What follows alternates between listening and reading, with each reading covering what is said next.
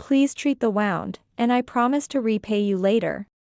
When I returned from shopping, I found my granddaughter, Alice, covered in blood, crouching in front of our entrance, waiting for us. My husband and I rushed to her, but my husband pushed him away, telling me, "Don't let her into the house. It will only bring trouble." Alice stood there, stunned. I wondered how things had come to this. I could only stand helplessly in front of the blood-covered Alice and my trembling, angry husband.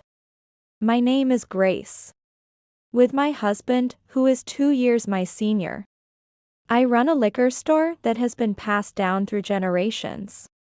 We have no days off because the store is busy, but we support each other and live a peaceful life. We have a son who was good at both studies and sports from childhood. He always topped his class in elementary and middle school. And he went to the top high school in our area, where he continued to achieve high grades. Moreover, he joined the tennis club and even won a tennis tournament he participated in. He was admitted to college on a recommendation and joined the tennis club while actively volunteering. His attitude was well regarded, and during job hunting, he secured an offer from a major listed company faster than anyone else. Honestly, I had hoped he would take over the liquor store. But it seemed he had no intention of doing so. Although I felt a bit disappointed, I wholeheartedly supported him as he happily talked about his job in marketing, which he had studied in college. Our son, who excelled at a major corporation, was our pride. He moved into an apartment near his company when he started his job. It wasn't too far to commute from home, but he said, "I need to stand on my own now that I'm a working adult," and left home. However, when I heard that he was too busy to cook for himself, I told him he could always come home. During his first year, he came home almost daily, joyfully saying, "Nothing beats mom's cooking." But as the years went by, he became busier, and his visits decreased.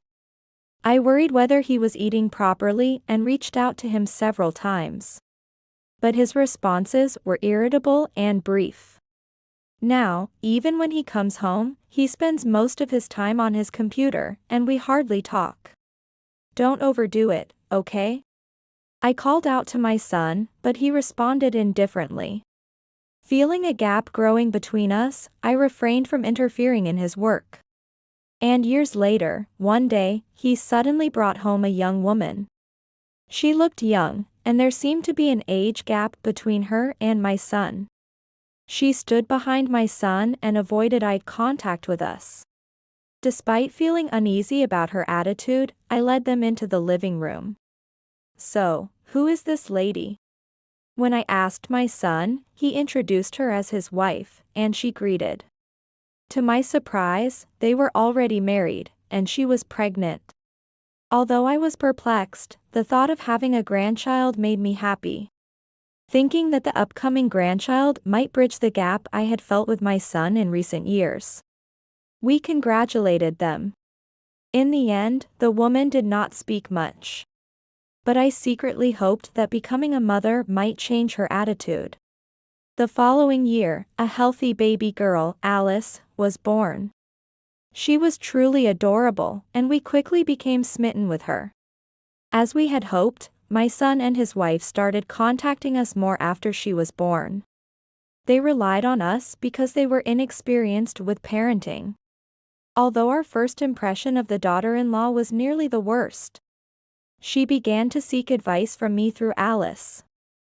My daughter-in-law was still not very talkative, but I could feel her trying her best to be a good mother. It seemed that my son and his wife had moved close to our house, and they began visiting us frequently, leading to my house very lively. Sometimes they would leave the child with us and go out by themselves. But I was pleased by this because it meant our relationship was good. As Alice started attending kindergarten, I was tasked with picking her up daily. My son was still busy with work, but his wife, being a stay-at-home mom, should have had time to pick her up. What on earth is she doing? We are busier than they think. Going to pick her up meant leaving the liquor store, and with heavy liquor bottles everywhere, I couldn't just leave her there. Balancing grandparenting duties with our work was a struggle. I casually asked my daughter-in-law about picking her up, but she evaded the question. And it became a norm that we would do it. Moreover, I had to feed the child dinner and bathe her as well. There were days when the daughter-in-law would come to pick her up only around bedtime. Or she would stay the night. I thought it was a pity for Alice, so I tried to talk to my son and his wife. But they wouldn't take it seriously. She's attached to you guys, so it's fine, right? As much as Alice was attached to us, we couldn't speak too strongly. The burden lessened somewhat as she entered elementary school. I got completely used to her coming to our house instead of the apartment which she lived in with her parents. One day, as the year-end approached, that was the busiest period for the liquor store. My son, who was raised in the liquor store, should have understood this. But he suddenly called, asking us to take care of her during the New Year's period. That's impossible. You know this is our busiest time. We can't take care of her. I refused firmly, but my son immediately became sullen and hung up the phone unilaterally. I tried calling back several times, but he didn't answer. Although I hadn't expected it, on the morning of December 30th, my son and his wife really brought Alice. They rang the intercom repeatedly. And I could hear her calling for my husband and me at the entrance. My son had probably instructed her to do this to get us to open the door. It was heartbreaking to see her brought over on a cold early morning like this. So we reluctantly opened the door. My son pushed Alice, who was wearing a large backpack, towards us, and left with his wife. I asked Alice where her parents were going, but she just shook her head, saying she didn't know. She was in elementary school, but she still couldn't manage everything on her own. Amid the busyness that sometimes made us even forget our own meals, we took care of her meals and baths. She played alone or did her homework quietly, perhaps out of consideration for us. It's such a pity, especially during the winter break. However, our shop is closed on New Year's Day, so we played cards and board games together. Alice seemed to enjoy playing, but I felt guilty that this was all we could do for her. I wondered where my son and his wife had gone, leaving their daughter behind. We found that out on January 4th, when things had finally settled down at work. They finally returned from their trip with several shopping bags in their hands, dragging a large suitcase. We're back. I had a blast in Cancun. I couldn't help but exclaim in surprise, "What? What do you mean? Did you two go on a trip?" When I confronted my son, he nonchalantly nodded. I got a reservation at a popular hotel through a senior's connection. We had to go. My son and his wife talked about how amazing the hotel was, but I couldn't care less. Even my husband, who had been silently listening, finally reached his limit and interrupted them. "We've been patient because we love Alice, but you two rely on us too much. We can help to some extent, but we also have the liquor store to consider. Plus, it's sad for her to be left alone on holidays." My son immediately snapped back loudly. "It's just a poor liquor store. No customers would come anyway. It's good enough just to take care of your grandchild, huh?" After saying this, my son called out loudly for Alice. She immediately came out from another room with her belongings. My daughter-in-law, glaring at us, grabbed her hand and led her outside. "Hey, we're not done talking." My husband tried to stop my son, but he quickly followed his wife out. They left hurriedly without looking back. Only Alice looked back at us, waving her little hand, but her figure gradually disappeared from view. Since that day, we'd had no contact from my son and his wife. And Alice stopped visiting our home after school. Concerned about her, a month later, I decided to visit the apartment where they lived. Although my husband was sad not to see Alice, he was also angry with my son. So I went to the apartment alone. However, no matter how many times I rang the intercom, no one answered. Maybe they're not home? Despite thinking this, I couldn't give up and stayed at the door for a while. Then, a couple living next door returned home. They greeted me briefly and hesitantly informed me that the three had moved out. Shocked, I immediately called my son's mobile. Perhaps because he was at work, he didn't answer. I also tried calling my daughter-in-law, but she didn't answer either. I couldn't believe they had moved without telling us. If they were upset about what happened the other day, I was ready to apologize and wanted to have a proper discussion. I left a message on my son's answering machine. But neither he nor my daughter-in-law returned my calls. Where could they have gone? While there were many concerns, there was nothing I could do if I couldn't reach them. I had gotten into the habit of looking towards the store's entrance around the time Alice used to return from school, hoping she might come back. I spent my days hoping that she was safe and well. One day, on the store's closed day, my husband suggested we go shopping in town to cheer me up since I was feeling down about not seeing Alice. I'm ready to buy whatever you want. Grateful for my husband's kind gesture, I enjoyed shopping for the first time in a while. He bought me a new dress for going out, and he got himself a new shirt. Afterward, we had coffee at a cafe before heading home. Then, I saw someone sitting in front of the store. Although the person was facing down, I immediately recognized it was Alice. I called out her name and ran towards her. Hearing my voice, she looked up and quietly said, "Grandma." As she stood up, my husband and I gasped. Her clothes were stained with blood here and there. "Please treat the wound, and I promise to repay you later," Alice pleaded as she said this. Shocked to hear such formal words from Alice, who used to be so affectionate with us. I was about to bring her inside for treatment when my husband shouted, "Don't let her in." I was startled, thinking that my husband still hadn't forgiven my son and his wife. Alice trembled, perhaps out of fear, as she had never heard him raise his voice before. As I hugged her, I noticed she had become much thinner than I remembered. My husband took out his mobile phone and began making a call. "It seems my grandchild is seriously injured. Please come right away." It appeared he was calling an ambulance. His earlier words must have meant that it was not the time for leisurely treatment because of the blood-stained clothes, indicating a serious injury. "Grandma and Grandpa are here with you." We sat Alice down in front of the store again to reassure her. As we hugged her while waiting for the ambulance, Alice took something out of her pocket and handed it to me. "The recording." She said only that before closing her eyes. Soon, I could hear her breathing evenly, indicating she had fallen asleep. Relieved, I exhaled deeply. After the ambulance arrived and took us to the hospital, I tried calling my son to inform him about the emergency and the hospital location but got no response.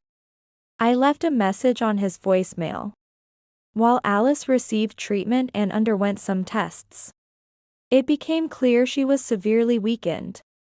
That was just what I had felt when I had hugged her. She would need to stay in the hospital for a few days. And I left another message for my son to prepare for her hospitalization. After the treatments and tests, she continued to sleep. My husband and I sat beside her bed, watching over her much thinner sleeping face. As I was about to pull out a handkerchief because I started to cry, my hand touched something hard in my bag. It was the kid's smartphone that she had handed to me. "Hey, you. This?" I showed the kid's smartphone to my husband, and we decided to turn it on.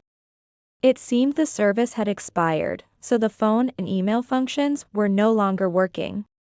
Yet, Alice had given it to us, trying to communicate something. There must be something here. As we examined the smartphone, we found something. Realizing it was what she wanted to tell us, we trembled with anger. After a while, she woke up, but she looked dazed and didn't know where she was. "You're awake. We're at the hospital." After I spoke, she looked at us. We stroked her head and hands, wanting to comfort her, and asked what had happened. Alice immediately looked scared and started looking around. "Where are Mom and Dad? They aren't here." "Don't worry. Tell us what happened." Hearing this, Alice began to cry. She must have been hurt a lot on her way to us today and become frightened of adults. Remembering her stern voice in front of the store, we cried along with her. When her tears subsided, Alice started talking about what had happened since we couldn't see her. "My son quit his job at the beginning of the year and tried to start a business. The trip to Cancun over the New Year's was apparently financed by his severance pay. A senior who had arranged the hotel in Cancun helped him with the startup.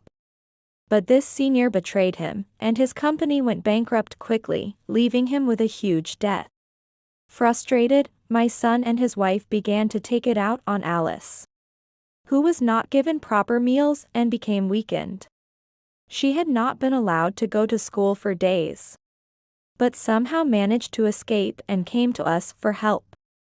After finishing her story, Alice started crying loudly again. We gently hugged her and rubbed her back. Just then, my son and his wife, likely having heard the voicemail, rushed in. Seeing them unprepared for the hospital stay as I had instructed, I sighed in exasperation. They called her name as if worried, and approached the bed saying they would take her home right away. "What are you talking about? She's going to stay in the hospital for a while.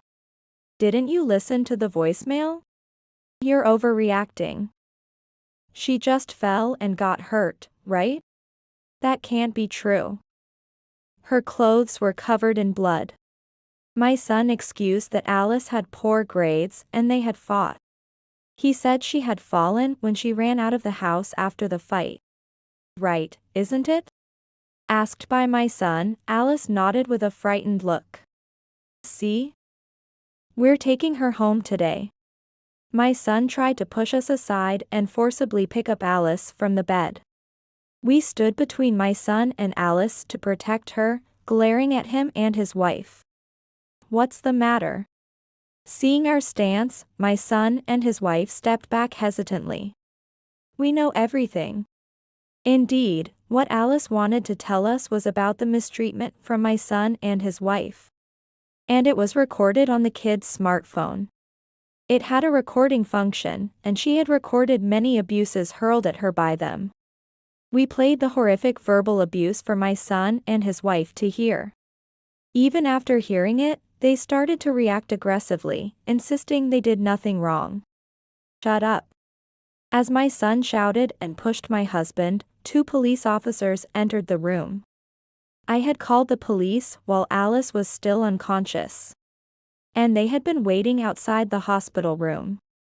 The unruly son and his wife were taken away by the officers.